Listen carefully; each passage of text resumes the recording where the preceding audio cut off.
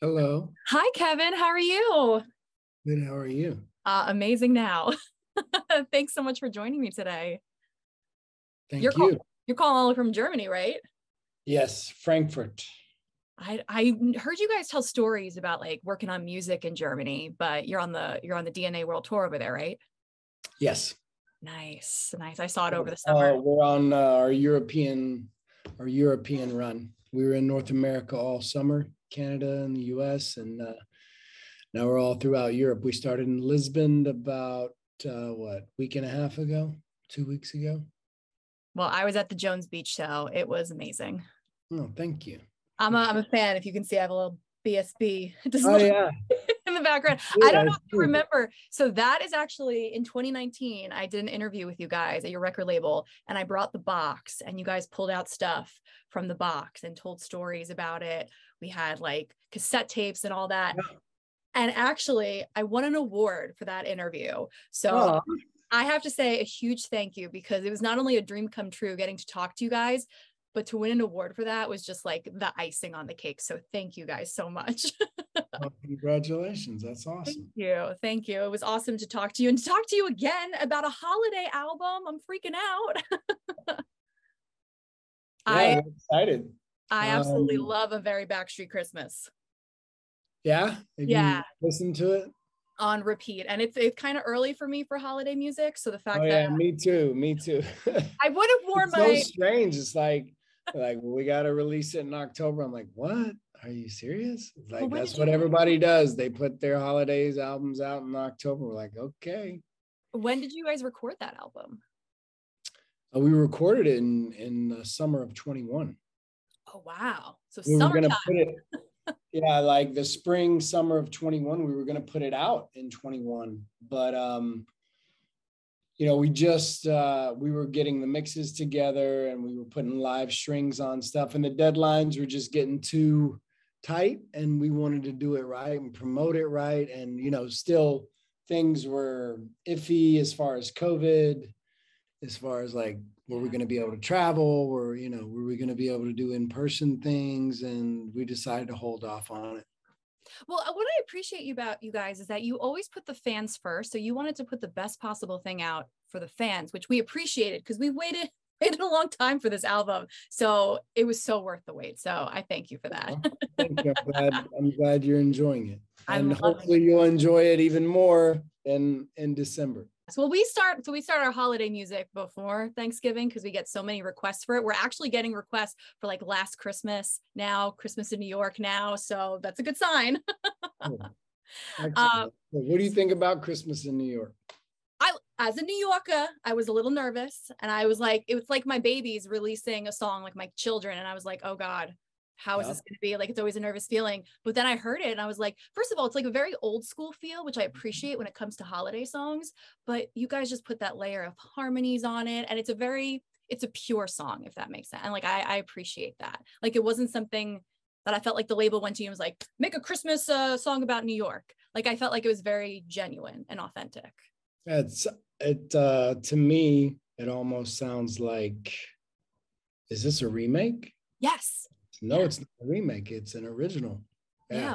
What was it like writing an original Christmas song and then choosing all the Christmas songs to go on the album? Because I would imagine with five guys who are like a group of brothers, there was probably some arguments to get your favorite holiday song on there. Actually, the process for picking out the Christmas classics wasn't too strenuous or contentious. We kind of just all sent in our list, and then they made a graph. We all sent in our list of like Yeah. top 20, and then they made a graph, and we went down the line, and on the ones we all agreed on, or the majority agreed on, they made the cut. And there were a few songs that maybe needed a little more convincing. Such I think as, the Dan Fogelberg song, Same Old Lang Syne. well, it's funny when I saw that listed as a track, I was like, not my favorite Christmas song. Never knew the song just needed your harmonies to it. Like, it's a totally different song now. And I, in the best possible way, I love it. I mean, they call it a Christmas adjacent song. So Yeah. it's not really a Christmas song, but it takes place during the holidays, during Christmas. So, Right. but I'm a child of the 70s and 80s. And that song, I remember being on the radio, riding in the car with my mom and dad around the holidays, and that being on the radio. And I love that song. Like, it just brings back such, such just instant, like, time travel for me when I hear it. And Brian actually brought that song to the table. I'm like, oh yeah, man. Yeah, that's a good idea.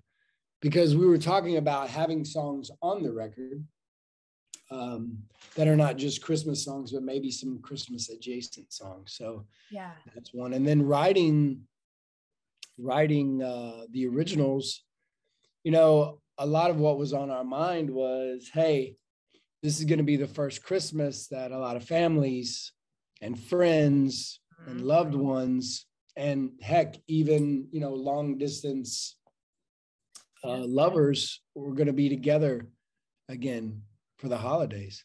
And so that was our frame of mind for writing good times and happy days. Ready for them. And also for writing Together, the other song. Now, I feel like you're saying, you know, like the song brings back memories. I feel like these new songs are going to create a whole new world of memories for maybe kids or those reconnecting over the holiday season. So it's going to be amazing in a couple of years for them to tell all their stories about, we saw each other again, we put the album on. Like, I kind of get chills thinking about that. I love that. That's beautiful. I'm glad that we can finally be part of the holiday, you know, tradition. We, as you know, we've done a couple of holiday songs, a couple of Christmas songs, but we've never done a full LP. And so finally we did it. And we're excited. We're proud of the work that we put in. And yeah, we hope everybody loves it, and that it becomes a part of their tradition moving forward. Hopefully we can work our way into those holiday set lists that people put together. Do you have a holiday tradition in your family, something you try to do every year? So Brian and I, growing up together, we would always go to, on Christmas Eve, we would go to my grandfather's house, our mutually shared grandfather. We called him Papa. And we go to his house, have dinner, open some presents on Christmas. This would be Christmas Eve. Have dinner, open some presents, and then every year we would close out the evening with sleigh bells ring, are you listening? The whole family together with that song. So that was a big tradition of ours, that always, like, just like, I see it, I hear it in my head. And a lot of those folks aren't with us anymore. So with my own little family, and the first time I brought my wife, or my girlfriend at the time, who's now my wife, home with me for the holiday, she was like, are you kidding me right now with all this harmony? Gee whiz, when our family broke into song.